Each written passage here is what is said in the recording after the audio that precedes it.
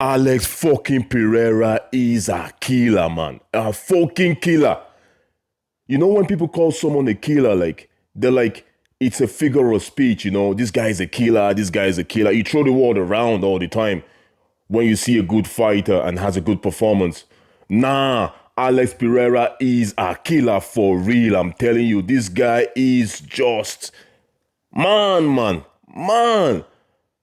Rountree came with his A game, no doubt. The guy came prepared, guys. Rountree was very, very prepared for this fight. You could see that right from the bell. Rountree was composed. He had his moments.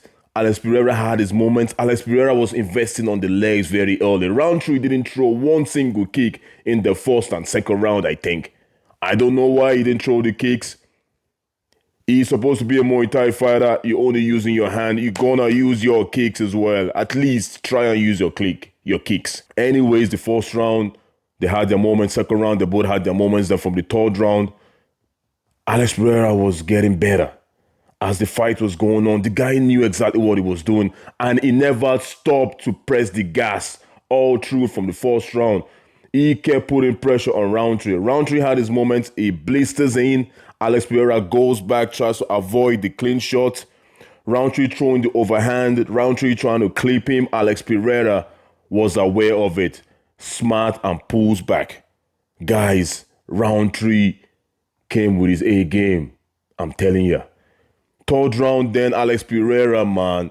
The guy knew exactly what he was doing. He has been investing on those legs for a long time since the first round.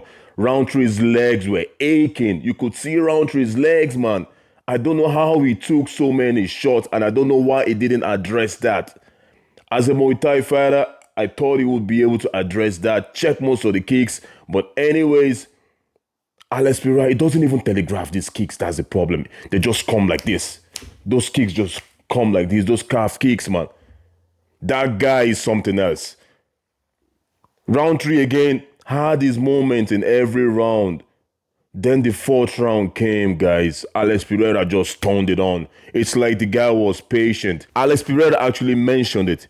He said the game plan was to be patient. And he was patient. He knew exactly what he was doing. He was just waiting for the right moment.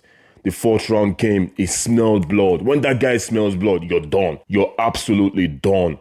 Hunted Rountree down. Rountree took so many shots on the face. The face was busted up. His eyes were busted up. Everything was gone. Rountree was fighting with his heart. And he kept swinging once in a while, trying to get that haymaker on Alex Pereira. But Alex Pereira was smart enough. He didn't give him that opportunity, man. And then Alex Pereira pissed him up for like a minute, man, in that fourth round. When he smelled that blood, just dissected him bit by bit, dissected him bit by bit. And what do you want to see about that finishing sequence? Man, that is a striker at the highest level. Hunting for the head, hunting for the legs. Nah, the last two sweet shots he gave Rountree was on the body, man. The full force, man, against the octagon. Rountree was done at that stage anyways. It was like, you know what? F this, man. Fuck that. Gave him some fucking nice body shots, 2 body shots, and Rountree went down, and that was all she rose. It was a wrap. It was a wrap. It should have been a wrap 30 seconds ago before even those body shots. But Rountree, what a tough man. Thanks for giving us this fight, guys. What a sweet fight, man. It was a main event that I really enjoyed. I really enjoyed that main event. Thank you, God. Oh my God, what a fight. One thing I have to say that I need to mention, though, is about Alex Pereira. You cannot stand with Alex Pereira. Why do you stand with Alex Pereira? I know that is our Rountree fight, but other fighters that have a bit of wrestling in their arsenal, guys, you need to use a wrestling, but at least try. Don't stand with this guy. It's very difficult to beat this guy standing. You could get a haymaker, you could beat him. Everybody gets caught. We're all human beings. He could get caught. But 95% of the time, standing with this monster, boy, it's not a good idea. You have to be on a level of Alex Pereira. Rountree is a good striker. Don't quote me wrong. He tried his best. But man, that is all he had. He didn't have wrestling in his arsenal, man. You need wrestling. If Ankalaev fights Alex Pereira, he's going to have to use his wrestling. Don't stand too much with this fella. This is his bread and butter. Standing is his bread and butter, man. The guy is too good standing. He knows exactly what he's doing with his hands and with his legs. Man, I'm happy to be a fan of this great sport. Alex Pereira, thank you, man. Alex Pereira, man. Oh, my goodness. Future Hall of Famer. I'm looking forward to his next fight. I don't even care what it is, when it is. I'm sure this guy is going to fight. He might even fight in December, man. This guy fights every time. But maybe it's going to take a while. I don't know. But he's not going to take 4 months off. We all know that. Alex Pereira loves to fight. That guy is a must-see TV. And all the fans love him. You can never miss a fight of Alex Pereira. Thanks, anyway. Thanks, Khalil Rountree. Put the head up.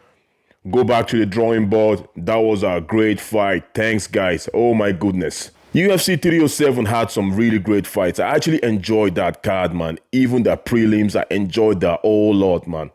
I'm going to talk about the co-main event now. Raquel Pennington and Juliana Pena. That was a great fight as well. It started off kind of slow. The first and second round, it was kind of slow. But when the third, fourth round came, that boxing was ridiculous. They were just boxing at some stage. No leg kicks, nothing. Raquel Pennington didn't use her kicks at all, and that was for the taking. The way Pena stands, that leg was like, please kick me, but she wasn't kicking her. I don't know why she wasn't using that many kicks. Maybe she's afraid of a takedown, but I don't think so, because you can use low kicks. The calf kicks were there for the taking. The thigh kicks were there for the taking, but she decided not to use it.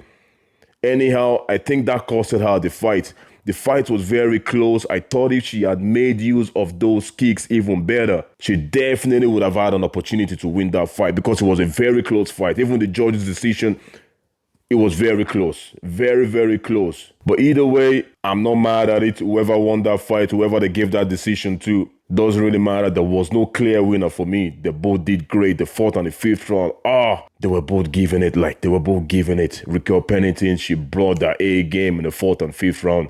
She fought really good in those 2 rounds, man. She fought really good.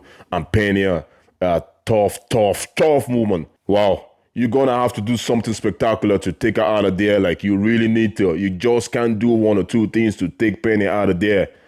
The way she fights, nothing fancy, kind of a bit weird, but it worked for her perfectly, man. That woman can fight. They can both fight, and it was a good fight. I really enjoyed it. The first 2 rounds, as I said, was a bit tamed.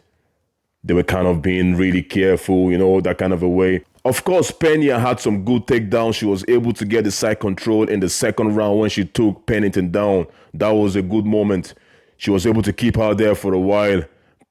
Pennington had no answer for that, if you guys remember that, in the second round. And that kind of gave Pena the momentum as well. And the third round came.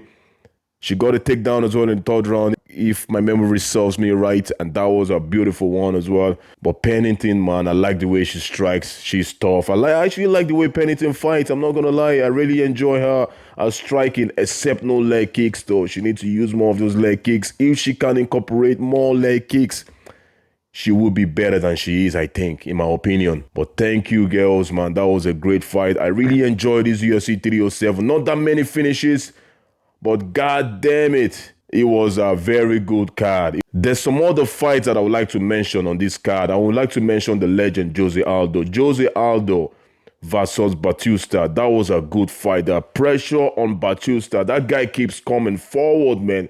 It didn't give Jose Aldo any room to breathe. Jose Aldo had some moments, but Batista knew exactly what he was doing. He was there to win. Nothing fancy. It took him against the fence. He tried to take him down. He knows it's almost impossible to take down Jose Aldo. Nobody takes down Jose Aldo. It's very difficult to take down Jose Aldo. He is one of the best takedown defense of all time, for sure, if not the best. Anyways, Batista, they knew that in the training camp, obviously. They knew this guy is a handful about taking him down. You know what? Pretend to take him down, camp him against the fence, and just keep him there. Just keep him there. Just get a few shots on it. Just trying to make life miserable for him. Don't keep him out in the open. Just keep him against the fence. And that was exactly what he did. He did that over and over again. And the referees tried to reset the fight every time he was on the fence for too long. Immediately, he went back straight again to the clinch with Jose Aldo. Immediately again, if they try to stop the fight, immediately he goes back to the clinch. Very good game plan. Must have been boring for most fans, but I enjoyed it. I just enjoy when fighters use their head in that octagon. You know what I mean? You're going to have to do what you got to do to win, man. Especially someone like Jose Aldo. Jose Aldo is a very difficult guy to fight. Very difficult guy to... He had his moment. There was a time in round 2, I think. I thought Jose Aldo might finish Batista, but the guy came back because Jose Aldo was giving him, man. He was giving him those jabs, and Jose Aldo was on point. Like, he used some of his leg kicks, his famous leg kicks as well. And that was a beautiful one as well. I like that fight. Jose Aldo, he still has it in him.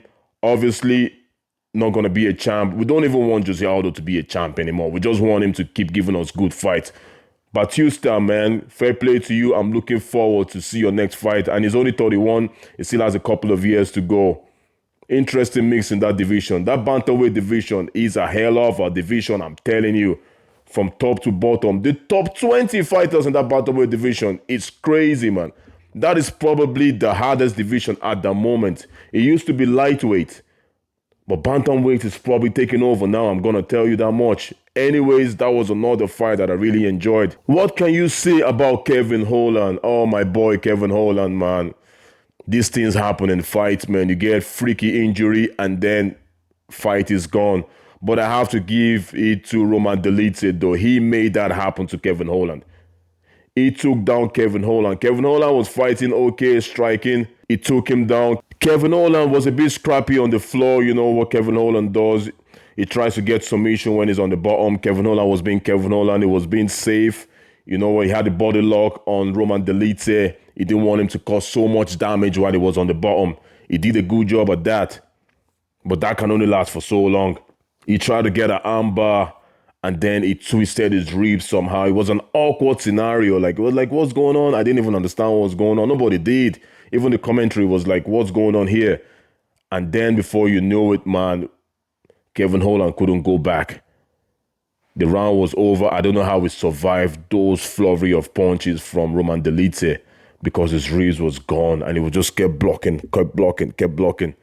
Fair play to him for even surviving that round. Someone else could have given up and he would have been a knockout immediately. But he went back to his stool and then he told his corner, he said, my ribs are fucked. And you can see that pain in the man. Do you know what it takes for your rib? Your rib, man. Who? That rib. Oh, my goodness. Anyways, fight was over. Roman Dolidze got the win by TKO. Fair play. And well-deserved anyways. I know this is not what we expected. But look, freaky injuries happen. If you get a freaky injury and someone made you get that freaky injury, then the person wins the fight, you know. So, fair play. And that was another good fight. I have to give a big shout out to Kayla Harrison. She got it done regardless. It wasn't as easy as we thought that she was going to get it done. Just want to give a quick shout out to Kayla Harrison. Can't wait for her to fight Juliana Pena. She's going to fight Juliana Pena. Whether Juliana Pena likes it or not, that is going to happen. And I can't wait for that fight. It won't be an easy fight, I'm telling you. Pena is a tough SOB. Anyway, story for another day. I just want to give a shout out to Kayla Harrison really quick. Another fight that I need to mention that I really loved, actually my second favorite fight of the card. Walkley Buckley, Stephen Wonderboy Thompson. That was a good fight. That was a brilliant fight. That was a good back and forth. Wonderboy did what he had to do. Walkley Buckley is an animal, just kept coming forward. That guy, man, muscularly, you know, the way he buffs and stuff, like, you know, very good. I like the way he fights, actually. Like, this guy is getting better. It wasn't easy to beat Wonderboy. He had to fight a really, really good and smart fight in that fight. He fought tough. He used his strength and he used everything that he got to get that finish against Wonderboy. I don't think there's any shame here for Wonderboy. I think Wonderboy is okay. He can still get one or two more fights. He shouldn't retire for sure. The guy still looks pretty good. And that knockout was from nowhere. I didn't even think it was going to happen because I was like, Wonderboy is fighting great. It was a 50-50 fight in my opinion till that knockout happened. Walkley Buckley, man. Oh my goodness. Clipped Wonderboy and that was how she rolls. Anyways, it was a great card. I enjoyed the card, man. I enjoyed the card from top to bottom, all the prelims. I'm not going to talk about all the fights in details, but you guys get it. Watch the fight. It's all good. And I can't wait for the next UFC event. Don't forget to give us a thumbs up, subscribe, share, and I'm going to see you guys at the next video. Take care, guys.